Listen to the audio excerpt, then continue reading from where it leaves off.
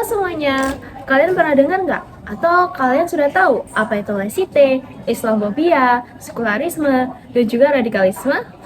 Serta apa hubungan dari keempat inti masalah tersebut? Nah, dalam video ini kita akan mengulik tuntas masalah yang sampai saat ini masih terjadi di Prancis. Dan apakah sistem lesite yang diterapkan di Prancis itu bisa kita terapkan juga di Indonesia? Saya dan rekan saudara kami akan membantu menganalisa lebih lanjut tentang apa itu lesite dan apakah bisa diterapkan dan berlaku di Indonesia saat ini. Masalah Islamophobia. Hal ini berawal dari tragedi 11 September 2001 di World Trade Center, Amerika Serikat, menjadi peristiwa penting yang terkait erat dengan munculnya Islamophobia.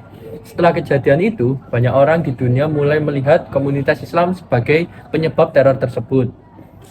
Islamophobia terlihat dari berbagai tindakan negara seperti Amerika yang membuat daftar pendatang yang dianggap berpotensi teroris, serta Inggris yang mengirimkan sejumlah orang muslim dari Asia Selatan sebagai teroris.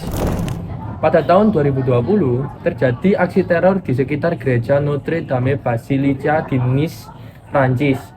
Selain mempengaruhi Prancis, juga dunia, sikap Presiden Prancis Emmanuel Macron yang menyebut aksi teror itu sebagai bentuk kegelapan teroris Islam dan mempertahankan sekularisme Prancis memicu protes dan boikot dari negara Islam.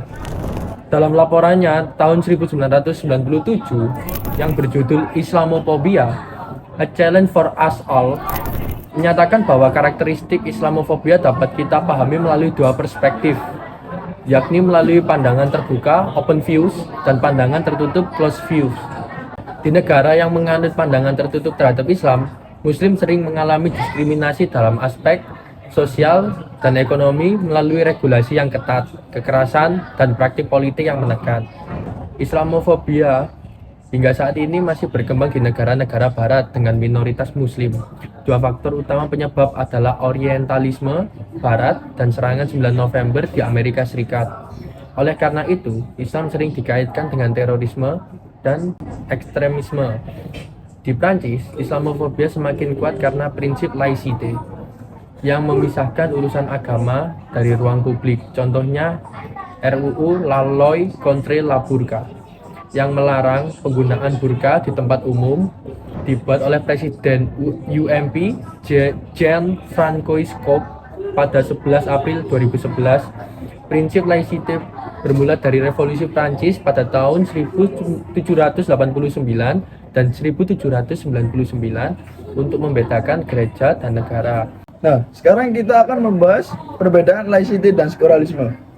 Laicite sendiri adalah prinsip yang mengatur hubungan antara agama dan negara yang berkembang secara unik di Prancis. Laicite sering disalahpahami sebagai sekularisme biasa, padahal sebenarnya ini adalah konsep yang berbeda dan jauh lebih ketat dibandingkan sekularisme pada umumnya. Sekularisme adalah konsep umum yang berarti pemisahan antara institusi agama dan institusi negara. Namun cara pemisahan ini sangat bervariasi di setiap negara. Sekularisme pada dasarnya bertujuan agar negara tidak dikuasai oleh satu agama tertentu, ada kebebasan beragama bagi semua warga, dan kebijakan negara tidak sepenuhnya didasarkan pada doktrin agama. Selanjutnya, atau hubungan Islamophobia dengan laicite diawali dengan peristiwa serangan di gereja Notre Dame Basilica di Nice, Prancis pada tanggal 29 November tahun 2020 membuka kembali memuat mengenai Islamophobia dan prinsip laicite di negara tersebut. Akan mengecam tindakan tersebut sebagai aksi terorisme Islam yang berbahaya. Sikap Macron memicu kontroversi karena dianggap menunjukkan Islamophobia, terutama dari seorang pemimpin negara yang memiliki komunitas Muslim terbesar di Eropa. Dengan Turki memberikan kritik tajam terhadap Presiden Prancis, namun tetap menyatakan bela sungkawa dan mengutuk serangan teror tersebut sebagai pelanggaran terhadap nilai kemanusiaan, agama, dan moral. Tiga pilar utama laicite. Setelah memahami sejarahnya, sekarang kita akan memahami bagaimana laicite bekerja dalam tiga prinsip fundamental. Yang pertama, kebebasan berkeyakinan, yang artinya setiap orang bebas memilih agama apapun atau tidak. Kedua, tidak ada paksaan dalam beragama. Selanjutnya, Tidak ada diskriminasi berdasarkan agama atau ketiadaan agama. Pertanyaan nomor 2, apakah LCD bisa diterapkan di Indonesia? Sekarang kita sampaikan pada pertanyaan ini setelah memahami apa itu LCD yang sangat berbeda dari sekularisme biasa. Dan bagaimana sistem Indonesia, apakah LCD bisa diterapkan di Indonesia? Jawaban singkatnya tidak mungkin dan tidak perlu. Mengapa? 1. Hambatan fundamental. A. Hambatan konstitusional. 1. Sila pertama Pancasila. Ketuhanan yang Esa adalah sila pertama dan utama, tidak bisa diubah atau dihilangkan. Ini adalah konsensus dasar negara Indonesia. Mengubah ini sama dengan mengubah dasar negara dengan mustahil secara politik dan hukum. Hambatan sosiologis. 1. Masyarakat yang sangat religius. Indonesia adalah salah satu negara paling religius di dunia.